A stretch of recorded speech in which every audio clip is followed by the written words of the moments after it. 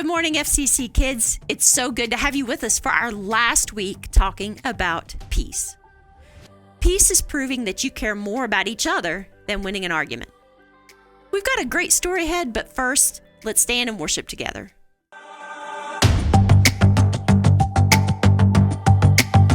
You're my courage, I don't have to be afraid. You're my fortress, no matter what comes my way. You're my treasure forever, yes, we'll be together always. Even when the days get harder, I know you'll rescue me. Even when the sky is darker, I know you'll bring me peace. You are my strength, you are my savior.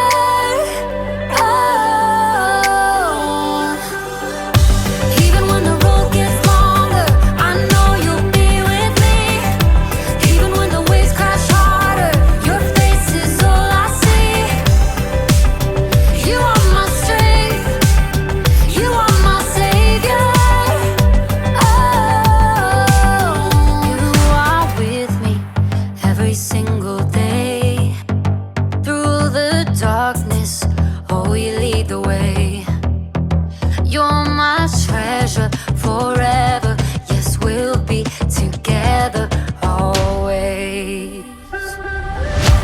Even when the days get harder, I know you'll rescue me. Even when the sky is darker, I know you'll bring me peace. You are my strength, you are my savior.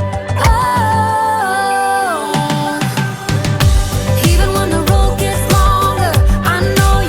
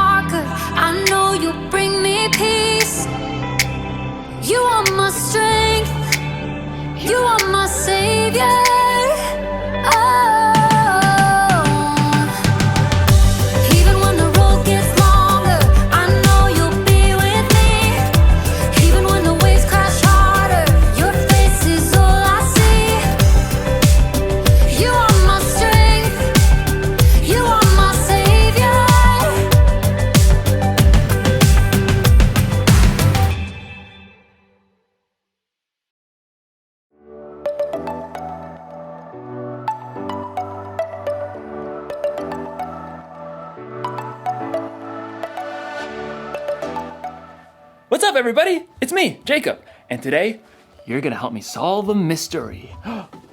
The case of the mysterious envelope. Dun dun dun! What do you think it is? Is it a thank you gift? A prank? A peace offering? Actually, peace is what we're talking about today. Peace is proving you care more about each other than winning an argument. But that doesn't get me any closer to finding out what's inside this package. I feel like I should be wearing gloves for this. Yeah.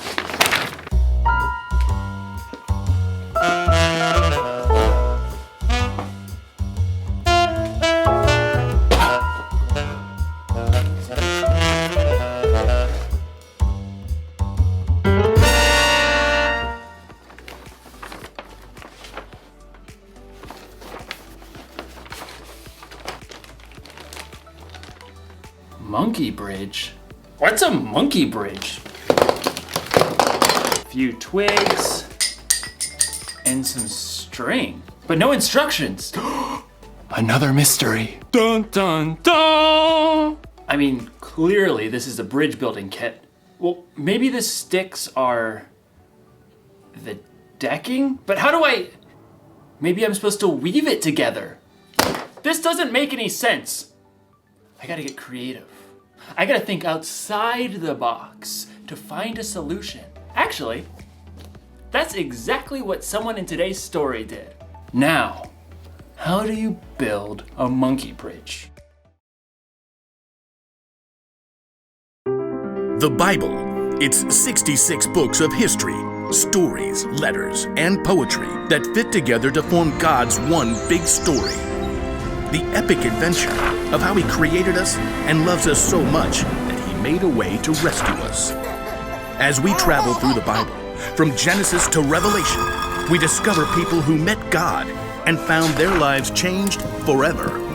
Now, for an amazing story, inspired by the book of 1 Samuel, chapter 25. God had promised David would be king, but for now, King Saul ruled Israel. David lived his life on the run, followed by a group of misfits who had become friends and servants.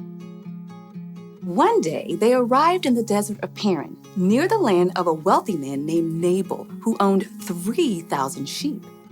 We'll set up camp here, man. At first, Nabal's servants didn't know what to think. Too many strangers around these parts. We've had food and sheep go missing. But David's men were honorable. They didn't try to steal from the shepherds. In fact, David protected Nabal's shepherds from any harm. Stay as long as you like, my friend. About time for sheep shearing, isn't it? Oh, yes. Nabal will hold a grand feast when it's all over. Your men have helped us, so they should share in the celebration.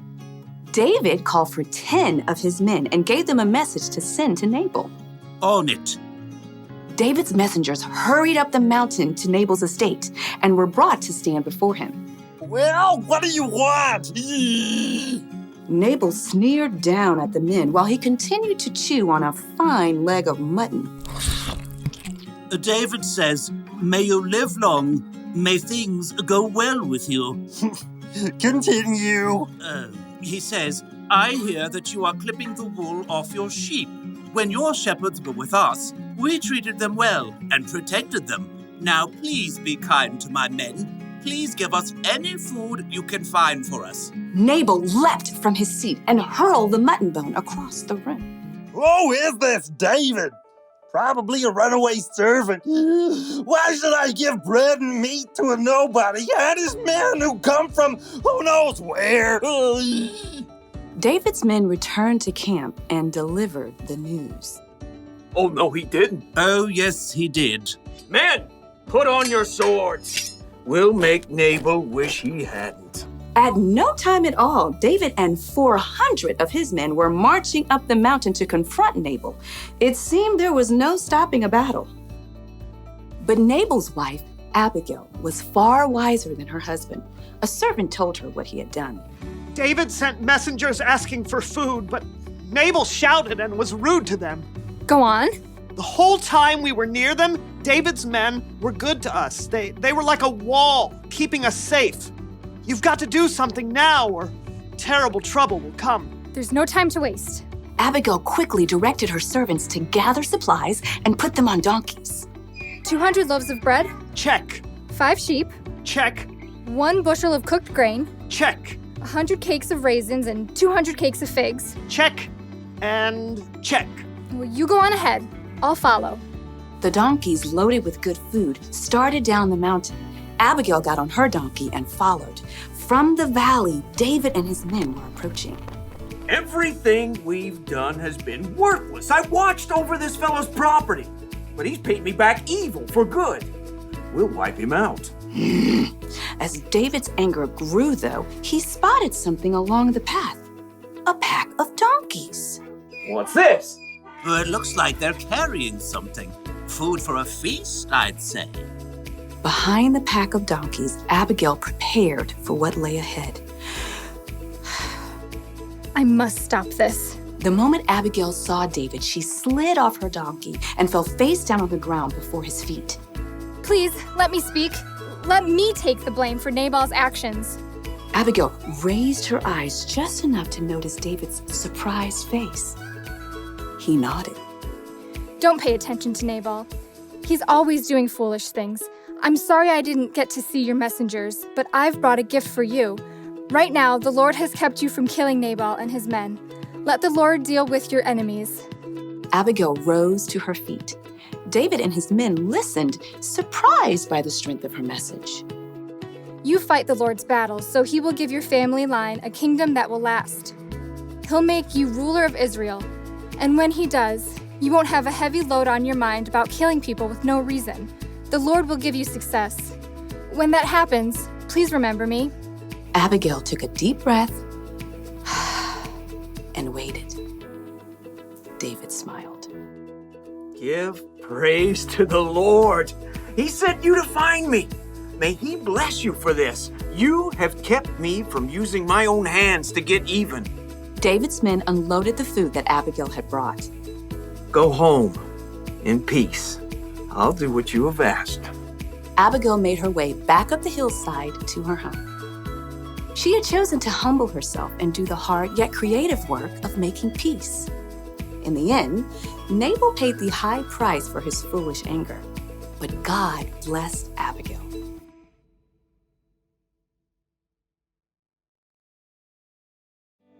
The fight between Nabal and David wasn't Abigail's problem, but she didn't use that as an excuse.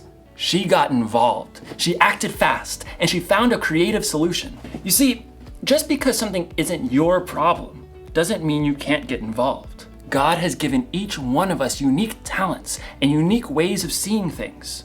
So, if you see people in a fight and you're the only one who can see a way to make peace, you should help them solve that mystery.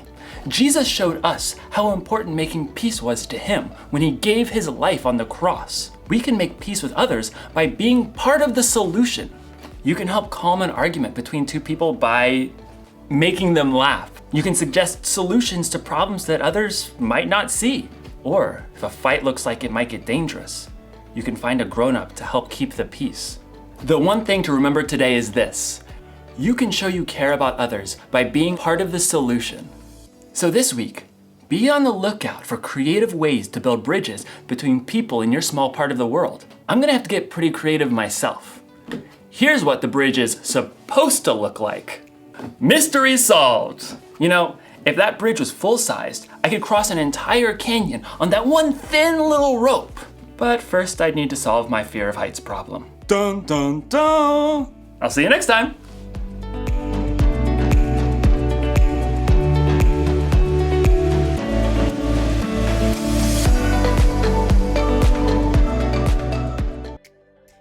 Abigail had no time to spare. Her husband Nabal, whose name literally means someone who is mean, was so selfish and rude that he had made David angry. Really angry. So angry that David had gathered his soldiers and was marching to attack Nabal. Abigail knew that she had to act fast to prevent David's men from completely destroying Nabal and his family and servants. Abigail packed a feast for David's men, and when she saw David, she threw herself on the ground in front of him, begging him to reconsider. And it worked. David let his anger cool down, and Abigail was able to keep the peace. Sometimes you might see a situation where you can be a peacemaker. Maybe you have two friends who are arguing, but you can help them both calm down. Or your sister is mad because your little brother broke her toy, but you know how to fix it. Remember, this week, you can show that you care about others by being part of the solution. When we choose to help others find peace, we're showing others God's love. Thanks for watching today. Parents, if you want access to more resources like this, be sure to sign up for our parent emails at fccgreen.org/kidsemail and follow us on Facebook and Instagram. We'll see you next week.